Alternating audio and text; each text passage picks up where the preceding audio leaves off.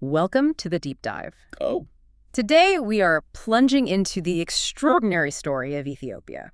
We've got this fascinating stack of sources to guide us. yeah, quite a range. It takes us on a journey across, well, literally millions of years. Exactly, from the dawn of humanity right up to, the complexities of today. So our goal really is to navigate all of this material. Right, unpack it and pull out the essential insights, sort of a shortcut to understanding Ethiopia's remarkable past and its, let's face it, complex present.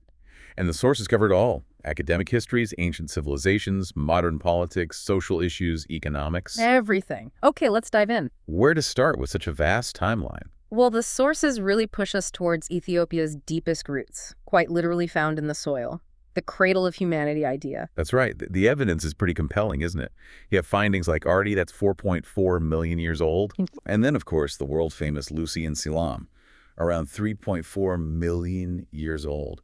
These discoveries, especially in the Afar region, they strongly suggest Ethiopia as a potential origin point for humankind. A critical site for understanding early human migration. It's not just ancient history, it's foundational human history. Precisely. The story of our origins, potentially. So the land itself tells this incredibly ancient story even before we talk about nations or kingdoms. Yeah, and beyond the fossils, you see Ethiopia popping up in early non-Ethiopian writings, too. Like Herodotus, the Greek historian, mentioning it way back around 430 BC. Right, so there was this external awareness even then. But the first major kind of organized power that the sources really detail is the kingdom of Aksum. Aksum, okay.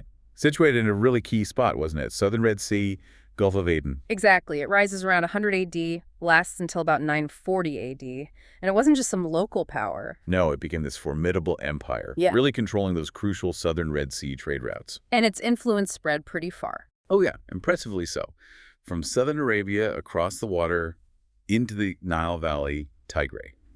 And it was plugged into these global networks. Reaching Han China and the Greco-Roman world. That's what the sources suggest. They really paint Aksum as this advanced civilization, on par with Rome, Greece, China in its own way. How so? What defined it? Well, it was multinational, had a sophisticated government structure, military power, and importantly, an advanced economy. They even had their own money.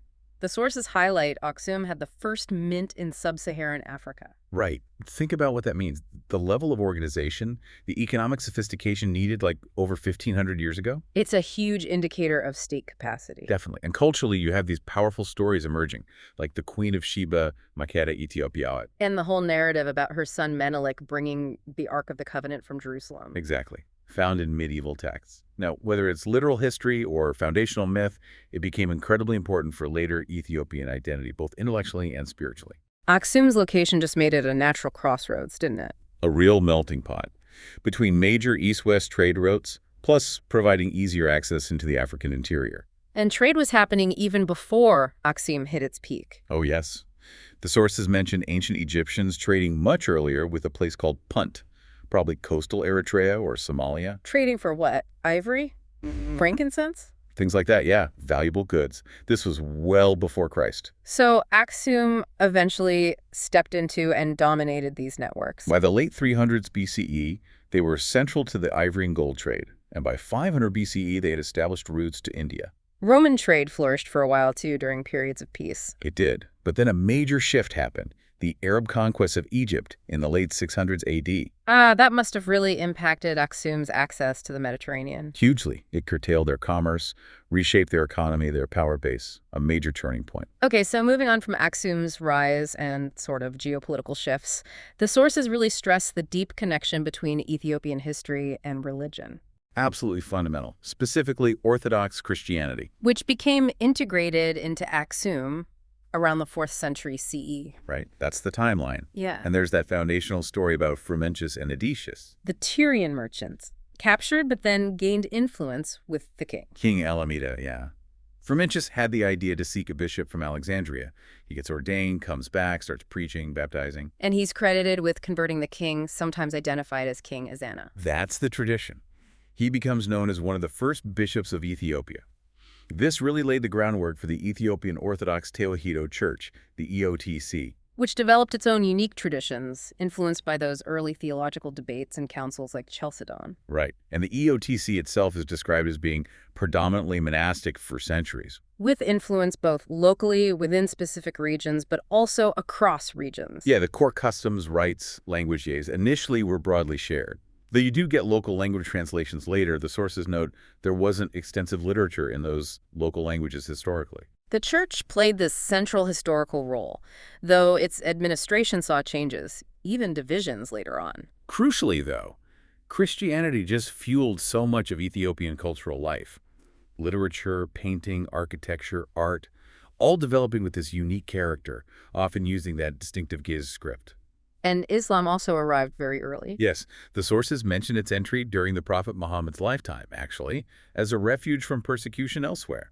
It became widely practiced, too, adding another major layer to the religious landscape. So a nation profoundly shaped by these major faiths, often coexisting.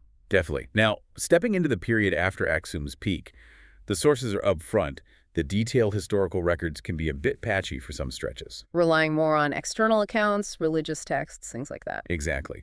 Though we do know more about certain kingdoms north and west of Aksum from inscriptions and monuments that survived. Okay, and this is where that whole Solomonic Dynasty narrative comes back in strongly. Yes, the sources talk about the reestablishment or perhaps the consolidation of the Solomonic Dynasty around 1270. Founded by a ruler claiming descent from King Solomon and the Queen of Sheba. And important to clarify, this isn't the later Emperor Menelik II who fought the Italians. Correct. This is the earlier figure, the dynasty's founder, also named Menelik. The Kibra Nagas, that key medieval text, lays out the story. Menelik, son of Solomon Makeda, goes to Jerusalem, takes the ark, returns, and his line is destined to rule. And this claim of Solomonic descent gave subsequent kings enormous legitimacy, didn't it? Immense legitimacy. The sources point this out clearly. It's a powerful example, seen elsewhere too, of how these foundational narratives, blending history and maybe myth, can shape political power for centuries. And writing in Gaza seems to become more prominent during this time. We see more surviving examples, yeah. Fragments from the 8th century, a tomb inscription from 1402. But then Amharic starts to emerge more for literature. By the mid-15th century, yes. Amharic became the language for poetry, fiction, while Ge'ez sort of remained the language of chronicles, religious texts. This medieval period also saw fighting with neighboring Muslim states. It did. And the sources also highlight things like the importance of horses in politics and warfare. We even see archaeological evidence like walled riding grounds. Gives you a glimpse into the power dynamics. Okay, let's jump forward a bit. European interest starts to really pick up from the 15th century, the age of exploration. Yeah, powers like Portugal were looking for sea routes around Africa, trying to get access to the Red Sea, the Nile, strategic stuff. And they sent envoys? The sources mentioned Francisco Alvarez, sent as an ambassador in 1496. His accounts are fascinating descriptions of the king, the court, the military, daily life. And there were even earlier Europeans trying to influence alliances. Apparently so, trying to dissuade ties with rivals. Later in the 19th century, exploration really pushed into the interior. People like James Bruce. Right, the first European credited with describing sites like the Aksum obelisks, the rock-hewn churches of Lalibela. Others followed, driven by gold, ivory, or the big geographical mystery, the source of the Nile. And the Europeans didn't all see Ethiopia the same way. No, perspectives varied wildly. Scientific interest on one hand, but also outright condemnation of Ethiopian Christianity on the other. Okay, now, the sources indicate things really heat up in the late 19th century with Italy. Yeah, Italy saw itself as a latecomer to the colonial game, compared to Britain or France, and they set their sights firmly on Ethiopia. And this ambition just slammed right into Ethiopia's own history millennia of being independent, sovereign. A direct collision course. Uh-huh. And it all came to a head at the Battle of Adwa, March 1st, 1896. This is Emperor Menelik II, the famous one leading the resistance against Italy's attempt to take control. Menelik's preparation was absolutely critical here. The sources emphasize this. He mobilized a huge force from across Ethiopia's diverse regions. Tigray, Amhara, Oromo, Sidamo. Even the church's own forces. And crucially, he'd managed to acquire modern weapons, artillery. Which the Italians didn't have in the same measure. Apparently not sufficiently, or perhaps they underestimated what they were facing. The Italian force, maybe 15,000 to 18,000 soldiers, including Eritrean Ascardi troops, faced Menelik's much larger army, maybe around 100,000. near Adwa. And the Ethiopians used strategy, the terrain, surprise. And sheer numbers. It was devastating for the Italians. The sources describe a complete rout. The figures are stark, around 6,000 Italians and Ascari killed, thousands wounded. Only a fraction escaped. The sources call Adwa one of the most humiliating defeats ever inflicted on a European colonial army by a non-European force in that era. Its significance is massive, isn't it? Absolutely monumental. For Italy, it shattered their immediate dream of a major Ethiopian colony. For Ethiopia, it confirmed their independence on the world stage. And for the rest of Africa, it became this huge symbol of resistance, establishing Ethiopia's leadership role in 20th century Pan-Africanism. The defining moment. Okay, so moving into the 20th century, after Menelik II's death in 1913, things got a bit unstable internally. Yeah, the sources describe factional squabbles, which eventually led to Emperor Zauditu taking the throne with Tafari Makonnen as regent. And Tafari eventually becomes Emperor Haile Selassie's son in 1930. Right. And he initiates some reforms. Ethiopia gets its first written constitution in 1931, setting up a parliament, other changes. But the Italian threat wasn't gone for good. No. Mussolini had ambitions. Italy launched a full-scale invasion in October 1935. Leading to the Italian occupation from 1936 to 1941. Yes. And the sources offer some really interesting nuances about this period. It wasn't experienced the same way everywhere in Ethiopia. Right, you mentioned the Limu Oromo in western Ethiopia. Exactly. For them, the Italian administration actually abolished the Gaber system, this traditional land tenure and tribute system tied to the central government. So for a short time, it was seen as a relief. The sources call it a short-lived golden age for them, from 36 to 41. Then the old system largely returned after the Italians were pushed out. It just shows how complex these historical periods are on the ground. Haile Selassie was in exile during the occupation, making that famous appeal at the League of Nations. He was. He returned in May 1941 after Ethiopian forces, with British cooperation, liberated the country. Post-war, he pushed for modernization, but also consolidated power. Yes, state-led modernization. But the 1955 constitutional changes limited Parliament's power and kept ultimate authority with the emperor. And this eventually led to discontent. Growing dissatisfaction, yeah. Among parts of the nobility, the urban intellectuals, students, workers. The sources suggest this built up pressure that culminated in his overthrow. Around 1974-75, by the Derg regime? That's right. The pro-Soviet military junta, the Derg, took power, ending the long imperial era. And the Derg was hostile to the church. And quite repressive. Yes, the sources describe that. And their actions had a huge impact on the Eritrean situation, too. The Eritrean independence movement was already active. It had been gaining ground since the mid-60s, especially after Haile Selassie dissolved Eritrea's autonomous status in 1962. But the Derg's repression, its attacks on identity, that really transformed the struggle for many Eritreans into a fight for national and religious survival. It deepened the conflict immensely. Which brings us closer to the modern era after the Derg itself was overthrown in 1991. A pivotal moment. Yeah. And a major change followed. The adoption of ethnic federalism. Restructuring the country along ethnic lines. What was the thinking there, according to the sources? The stated goal was to empower Ethiopia's diverse communities, move away from the centralized conflicts of the past, give groups more self-governance. But it's been controversial. Highly controversial. The sources highlight this ongoing debate. Critics argue that basing political structures on ethnicity actually risks worsening divisions, fueling conflict, and could even threaten the state's integrity. There are very strong opposing views on its effects. The coalition that came to power, the EPRDF, they brought reforms but also faced criticism. Early on, yes, political, economic, social reforms.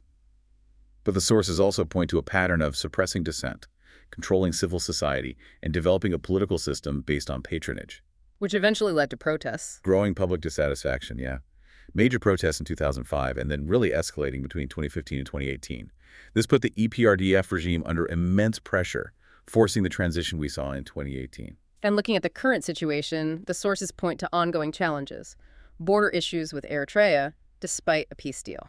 Still lingering tensions, yes, plus internal political struggles, questions about legitimacy, and that issue of a clientelistic political economy where access and benefits are tied to political connections.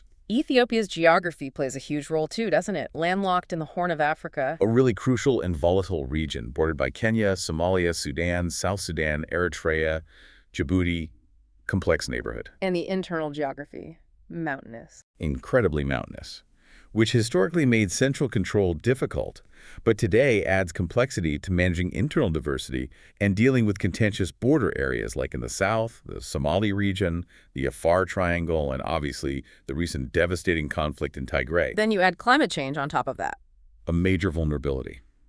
Ethiopia is called the water tower of East Africa because its highlands and rivers, but it's also prone to severe droughts and floods, which hits the agriculture-dependent economy hard. and exacerbates competition for resources, potentially fueling conflict.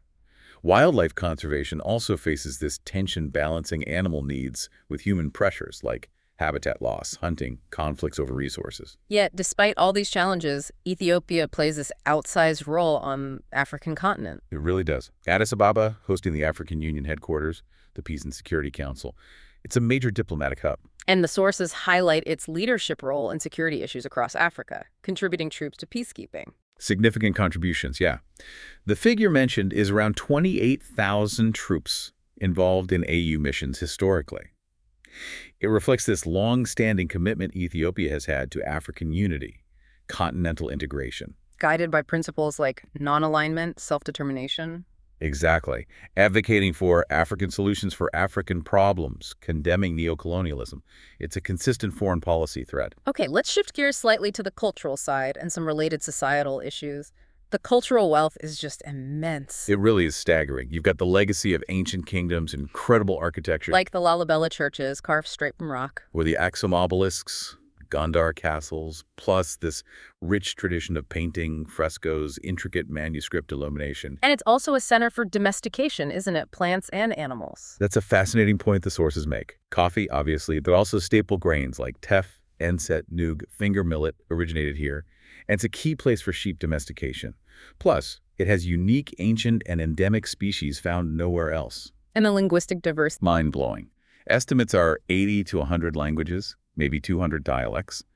From Afro-Asiatic families, Semitic languages like Amharic, Tigrinya, Ge'ez, Cushitic languages like Oromo, Somali, Sidama, and also Nilo-Saharan languages. Amharic is the official one. Ethiopia has a huge number of Semitic language speakers, second only to Arabic speakers. And in Afro-Asiatic speakers, too, again, second only to Arabic. It's a major linguistic hub.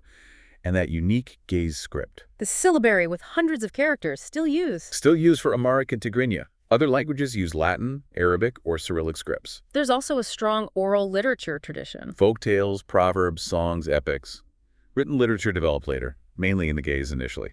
And music and dance are deeply intertwined, often involving storytelling, complex drumming rhythms, and very distinct traditional dances for different groups. But alongside this cultural richness, there are deep-rooted societal issues. The sources trace some of these back to how the nation formed disparate communities brought together under empires like Aksum, periods of feudalism, conquest. And ethnicity remains a really defining and debated aspect of identity today. Very much so. The debate highlighted in the sources is whether government policy based on ethnicity helps manage diversity or actually reinforces divisions and tensions. What about education? Historically limited. For a long time, yes. Formal schooling was mostly confined to church or military contexts.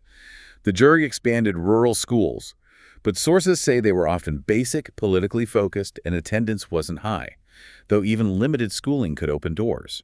And challenges remain today. Yes, the sources mention needs like better health information systems, more training for health workers, and issues with how health facilities are planned and maintained. Sometimes rapid expansion happens without thorough needs assessments. Which connects to broader healthcare system challenges. Right.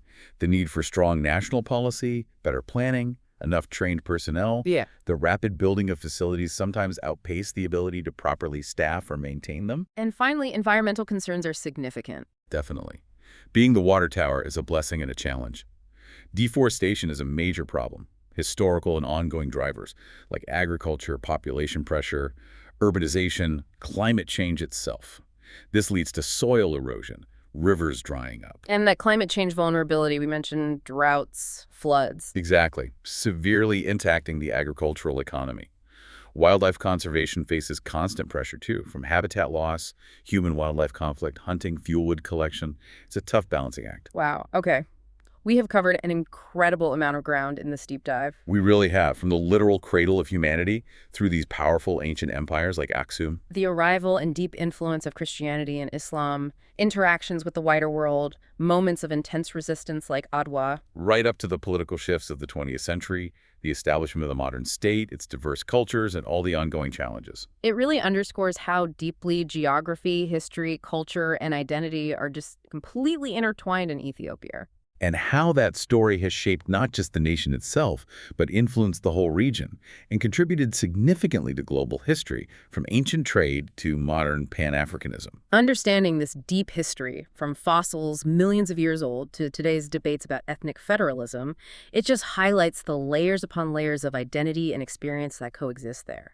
So, pulling it all together for you, what this dive into the sources really shows is a land defined by millennia of sort of sovereign individuality, incredible internal diversity, and this persistent resilience against enormous challenges, both external and internal. Which leaves us with a really important question to think about, doesn't it? Given this long, complex history, an empire state that at times aimed for tolerance and unity across immense diversity, but also saw conquest, division, oppression, how does that whole legacy shape the path forward? Yeah, how do you balance that drive for unity with the reality of deep diversity, especially facing challenges like ethnic tensions, climate change, resource competition today? It's a huge question, with relevance far beyond Ethiopia itself, something definitely worth mulling over. Thanks for joining us for this deep dive. We really hope it's given you a richer, more nuanced perspective on Ethiopia.